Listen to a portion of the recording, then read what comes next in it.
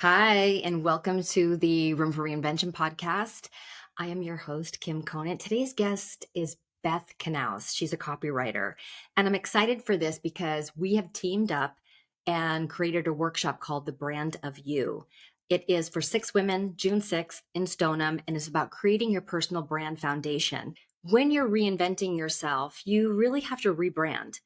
And people who are reinventing themselves professionally need to have a solid personal brand foundation. So that means your vision, your voice, and your values all need to come together. So we're going to be talking about this and a lot more during this episode. So I'm really excited to get into this. Let's listen. Hi, Beth. Hey, Kim, how are you? I'm good. Nice to have you on the podcast today. Yeah, thanks so much. I'm excited to be here. Yeah. So we are going to be talking about our Brand of You workshop. And the reason why I wanted to have you on the podcast is because personal branding, creating your foundation for your personal brand, really relates a lot to people who are reinventing themselves. Because my personal story of reinventing myself a couple years ago, I had to, when I decided to start my own business and change careers, I really had to do a personal inventory of who I was and who I wanted to serve and, what my value, what my offer was going to be in finding my voice. And it relates a lot to it is building a personal brand. And especially when you're reinventing yourself, you're learning new things about yourself. And maybe something that you can talk about. I saw your post on LinkedIn about how when you first start, you don't necessarily know what your niche is, or, you don't necessarily have your voice and all the things. It takes time. And so I think when you have that foundation, you're coming from a place of strength that you can build on. And that's what personal branding is all about. It's, finding that voice, and it's an art because it's also finding that balance of how much of your personal life do you share your personality with your professional. Yeah, thanks. So I think what happens is, totally normal and natural when we first start a business, and especially if you're working for yourself. The first thing you do is you turn to the experts, right? You're reading things and listening to podcasts and talking to coaches, and everybody's telling you to do these things and you follow them. But at some point, you have to say, I don't think this thing is working for me, or maybe this isn't my ideal client, or do I have to niche, or, maybe I need to spend more time digging in, going inward and digging into myself to figure out what my brand is rather than listening to everyone else around me, which is really helpful in the beginning because you have to start somewhere. But we all throw spaghetti at the wall in the beginning because we don't know who our clients are until we work with them. And we don't know what offers they want and that we want to offer that works, right? Mm-hmm. Because ultimately, for me, I want to find the best client for me so that I have the opportunity to do my best work. Because when you can speak to that client, then you're doing your best work, you're getting your best results and your best testimonials and referrals, and you're going to make more money because you know where you're supposed to be. You know where your potential is. You feel great there, but you have to be talking specifically to those people. So, I'm writing a note down because you're right. And that's where the authenticity and foundation mm, piece comes in. yes. Because if you're talking from your voice and your value, you're going to attract the right kind of people. And so having that foundation, like I feel like this workshop will just help so many people and save so much time and money because so many people like you did and I did in the beginning, like you said, you're throwing spaghetti on the wall. You're thinking, oh, I'm going to listen to this person. I need to change this or I need to add this. And really, the art of it and is building that foundation and figuring out who you are and what value you're going to offer that person instead of the other way around. Everything right now is about authenticity and storytelling and learning how to do that. And that is one of the elements of building your personal brand foundation, which is what you're going to help people with. I needed somebody to help me write my bio. Um, I hired somebody to help me do that. It was my words, but I needed that professional piece. Just like with the visual part, your images bring your personal brand to life. Not every image you have needs to be a professional one, but the ones that are telling your brand story do. Right. And I also think that once you get out there and you work with a few clients, one question I always ask people when I'm working with them on their foundational messaging is, tell me about your best client experience and your worst client experience, because it's right there. Like everything, most of the time, it's, oh, I didn't like working with that type of person. Or, oh, when I can find this type of person, I can be my best. I can be Mm. authentic, right? And be that writer I want to be. So, like for me, it took me a little while, but I know I want to work with women who have really bold voices and dynamic personalities, and they need help fleshing that out while also showing up as professional. And they don't always know how to navigate it. And like you just said about like a bio or an about page, we're too close to it. We don't want to sit down and write all these fabulous things about ourselves, especially as women. I mean, we just, unfortunately, that's not what we do. And we also struggle in the storytelling realm. You mentioned personal storytelling. I like to call it strategic storytelling, because there's all these things that happened along your journey to get where you are, not just from your degree forward or your training forward, where you've had life experiences, whether they're professional or personal, and you get through them and you learn something, right? It does change how you think. It does open you up to new things. It does give you skills and maybe helps you develop talents that you're using in this place today. So it's not about talking about tragedy or trauma, so to speak, directly, but it's more about, yes, I went through this thing, but on the other side, I learned this. And Hmm. I can help you get to the other side too. And I can show you how to build that foundation. And once you have that base foundation and it's stable and steady, you can change your offers. You can tweak who you want to work with. You can change a bunch of stuff because it all comes from the same place. It's like the center of a bicycle tire, right? All the spikes go to that center piece, but they all go off in a little bit of a different direction. So, um, but once you know those basics and your values, your strengths, and all that sort of stuff, then you're stable enough that you can make change if you want. But it's all going back to that same place. Yeah, there's so much to unpack here because you have to know how much. Okay, so your personal branding, right? It's like it is people nowadays, because everything is so visual and everything's online. Businesses historically have always tried to have a personal element, even though like a corporation isn't a person, right? But they've always tried to appeal to emotions. We are lucky in that we are humans and we can share that part of our story, but it is finding a way to craft it correctly. That's super important. And then the other thing is it's the same thing with images. I've had clients that have had perfectly technical, professional pictures, but they did not represent them. They thought Mm. that their photographer was like, no, you should really wear this kind of clothing and this suit, and you should really pose this way. And then they put their pictures up on their website, and they were just like, this isn't me. It just felt so awful for them. They ended up calling me and saying, I need something that really represents who I am. So that is the part, like your images bring your personal brand to life, but they also need to be dynamic and really true to who you are. So working with a professional in the voice and in the visual is so important.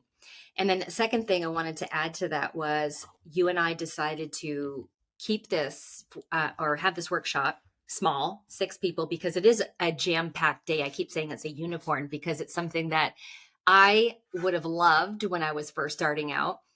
Um, because you do get a personal branding photo shoot. You're going to have professional pictures and you're going to be working with a professional writer who's going to help them craft their story. We'll both help them in with a questionnaire to really get their brand tight. But we wanted so that's why we're keeping it small. But the 40 plus is something that I think that we should talk about. And Um, I know that we both were like, we weren't born with selfie sticks. Like No.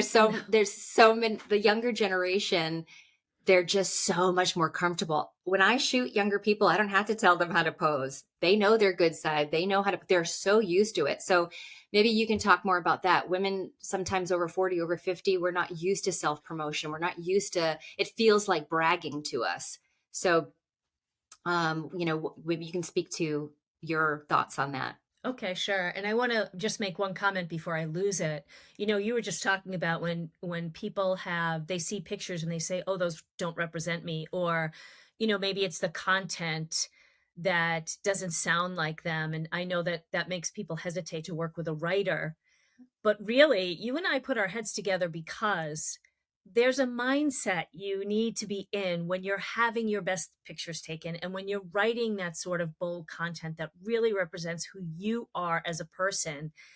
And we really believe that if you are doing those things at the same time, you are in your authentic space for both the images and the content, and they're really going to be intertwined. It's not going to be like, oh, I wrote this myself and I have these pictures another day, or my friend took my photos and I hired a writer. Those things don't go together.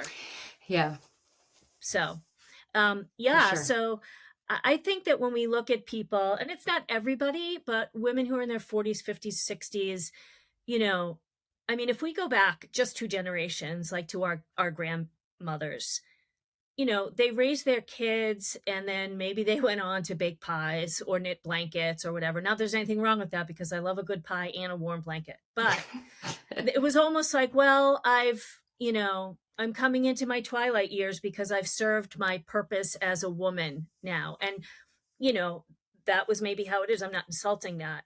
And maybe for some of us, even our moms were that way, right? And we were taught, oh, be ladylike, hands in your lap, be polite, don't outstage someone, don't do that. Maybe be behind the scenes a little bit more. And so we've Be all modest. be modest. We've all seen that. So what will people think? Hmm. This is how you talk when you're at this place. This is what you wear to church. Don't say this in front of grandma. Like all these things.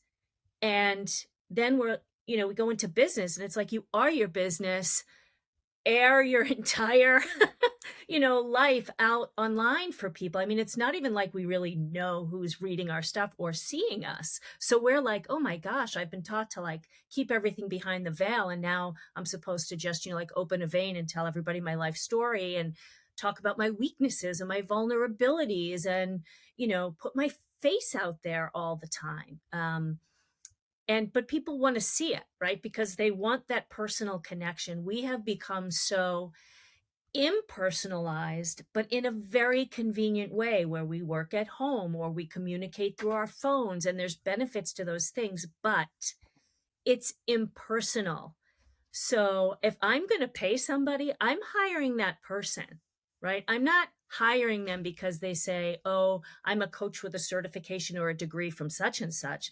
I'm hiring you because we jive, because we're going to get along. And even when I'm, talking to clients, like I know if somebody's going to be my client or not, but I know that because I'm clear. And Mm. that takes time, and you need support and you need experts to help you. Yeah, I think a lot of the research that we've done, the clarity and the consistency, being known for something, and that all is personal branding. It's having your unique style and it's having your unique voice. And I think that there's definitely a movement to having more authenticity and learning the balance between being vulnerable and oversharing to where people are like, yikes. Because look, it takes a lot of courage to put yourself out there online. A lot. We all know when you first start, you're like, ugh, your pictures, how you look, how you sound, you can feel like cringing. But when you have your foundation, I wholeheartedly believe this. I know the power that photography has to transform businesses and how Mm. people feel about themselves. Our self-esteem, our confidence is all tied into how we feel, how we look, Mm. and especially with our business, how we're coming across, how we're showing up. So being able to get that down in a way that makes you feel proud when you have that, you can't wait to share who you are and Right. what you do. And you're Yeah. not cringing and you're not worried if anyone's going to cringe because you're solid. You know how to tell your story. Yeah, and it's real, right? You feel like it's real. It's not some staged thing that you made up or somebody helped you make up. It's, you put the time in and figured out, how do I want to show up in the world, right? Yeah. Not because you work with somebody who says pose this way or use this language, or, I think people get pushed around a little bit by, oh, but I need to use SEO. Yes, you do, and people will find you with SEO, but then you have to be saying things and doing things so that people want to come back, right? Hmm. Once they find you, what are you doing to bring them back? And that's when it's so important to be yourself. And I have had a love hate with that word authenticity, Me because too. people would be saying, oh, I'm working really hard to become my authentic self. And I'd say, that's not how it works. It's saying, today, in my authenticity, I'm at my best with this, and my flaws are this. We're all human, and embrace what you have that's, your strengths, and use those, and don't sweat so much about the things where you're not perfect, because people are going to love you for who you really are, and stop hiding those things. Yeah, and there's a strategy behind it. It's business. It's like we're not going to a self-help group and we're sitting in a circle sharing about ourselves. It is business. And so there is that art and that balance of how much you do decide to share. And it's curated. It's like, and curating does not mean that it's not authentic. It's curating it in a strategic way that there is a formula that we need to follow. I mean, Hollywood scripts do it, writers, when they're making movies, when they're writing books, and businesses do as well. I mean, big corporations, there's a way to communicate um, strategically and intentionally, but it's still your voice and it's authentic. Mm. So what I was trying to say is that, we don't have to sit around and share our, not everybody needs to know your whole entire life, but we need to know the most important thing that ties into the services, because that's going to get you to helping the people that really need you in their lives, that need your services, your products. One thing that I did want to two things that I wanted to say to you is that you had said something that rang a bell. I think the statistics are how much someone has to see you or a message like 7 times or Yeah, it's like 7 to 9 times or something, that you have to, have some sort of touch where they see you on social media, or maybe it's an email, or they hear your name from someone else. So yeah, they have to do it. And all of those have to be cohesive. Yeah, that's what I was going to say. That's where the consistency comes in. And that's why in our workshop, we are also going to talk about content pillars. And I never, before when I first started, I was like, I don't really understand the content pillars, but now I do because they saved my life. And I Right. know that you're going to be working with people on that during the Yeah. workshop. And I think, just like you said, I think it does help people, because when I work with people and we have that other client we're working with, sometimes you start to talk about ideas and things, and they have so many ideas. They're like, what do I do with all of these? And it's like, okay, well, you have these buckets, right? These content pillars.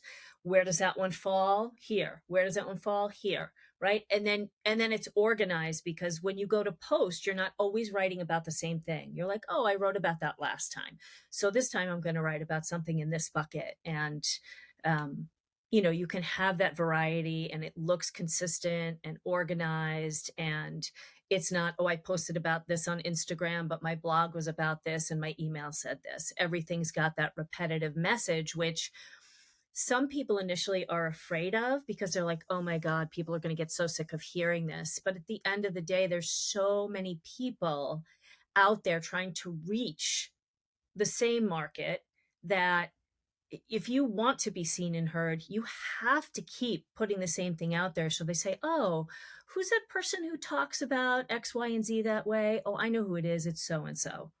Because Hmm. they want to hear it again and again, and they'll start to associate those things with you.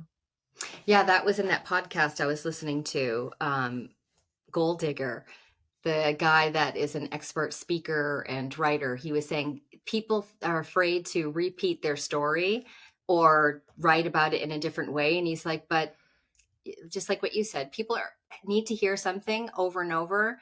And there are ways that you can tell it differently, but you're staying, consistent with your theme Mhm. and on Yeah, brand. absolutely. And I think that another thing that we really wanted to touch on here is that, if you work for yourself, like me, I'm at home, you're at home, and you go to get your pictures taken, you don't have the opportunity to be interacting with someone else in the image to show, what you're doing or how you work with Mm, people or where you are. And so because there's a group, they'll be able to help each other out with those things or, show that they can give a little presentation, right? There'll be six people, it can look like there's an audience or, like a retreat or like a coaching program, or you can have someone that looks like one-on-one and, also be able to get some solo photos. So, yeah, that's really important. The last shoot that I did, the woman paid someone to be her model so she could look like she was working with the other oh, wow. person. I know. And then with Jenny, a client that you and I are both working with, we couldn't find somebody for the day that she wanted to shoot. So she really, because for that very reason, she works at home, but she does work with clients, and it's a very, even though it's online, Mm, it is a very intimate thing. But so she wanted to be able to have people visualize that in their heads that, she is working with them. So that's really important. yeah. Yeah. Being able to sit down and take the time with six other people and just really like focus on it and get it done, I think is going to be huge. And I think it's a game changer because Mm, I know I keep saying the same thing, but I know I've seen it and so have you. And we've now are working with a client together that when they have images that they feel truly represent them and they feel that they look good in them, and they have their voice down, it's just magic. You mm, really, your confidence soars, and you're you just want to be able you want to get out there and share what you're doing.